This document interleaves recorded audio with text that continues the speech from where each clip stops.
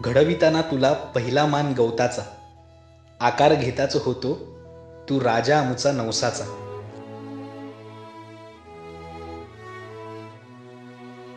सुंभ सुतळीचा मिळतो जेव्हा सुक्या गवताला आधार, पोकळ असूनही बांबूने पेललाय अलगदपणे सारा भार.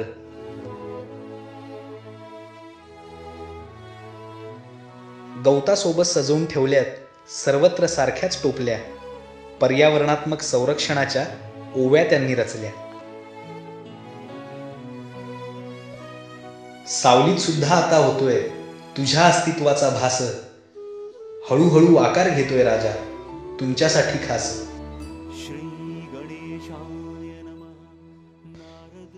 मूळ रचना पूर्ण होता दुसरा मान शाडू मातीचा.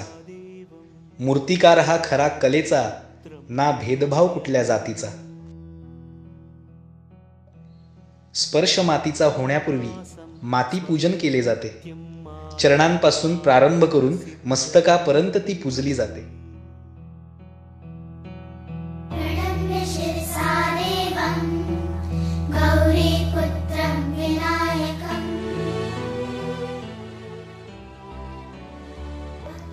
शाडू मातीचे थर मग एकमेकांवर चढवले जातात. खरे कौशल्य तेव्हा दिसते जे आपसूकपणे असते हातात. प्रथमं वक्रतुंडं च एकदन्तं द्वितीयकं तृतीयं. मातीचा ओलावा जेव्हा सुक्या गवताशी एकरूप होतो, मूर्तिकाराच्या हातून साकारणारा एक जीव तेव्हा तयार होतो. पंचमं च षष्ठं विकटमेव च. शाडू मातीच्या मूर्तीवर जेव्हा चढविला जातो पहिला रंग, जिवंतपणा ओसंडून वाहतो रंगते तेव्हा सारे अंग.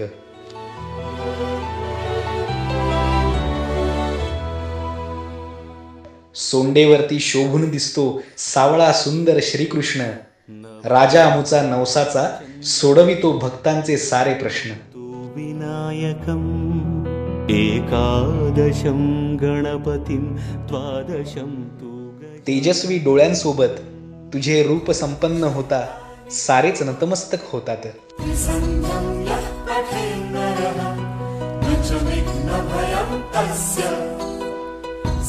धारण करिता तू माथ्यावरती मानाचा तुरेदार फेटा, राजाला आपल्या पाहण्यासाठी मंडपात येऊन जरूर भेटा. मोक्षार्थी लभते गतिं. गणपति स्तोत्रं षड्निर्मासैः फलं लभे, संवत्सरेण सिद्धिं च लभते नात्र संशयः. अष्टभ्यो ब्राह्मणेभ्यश्च लिखित्वाय समर्पयेत्.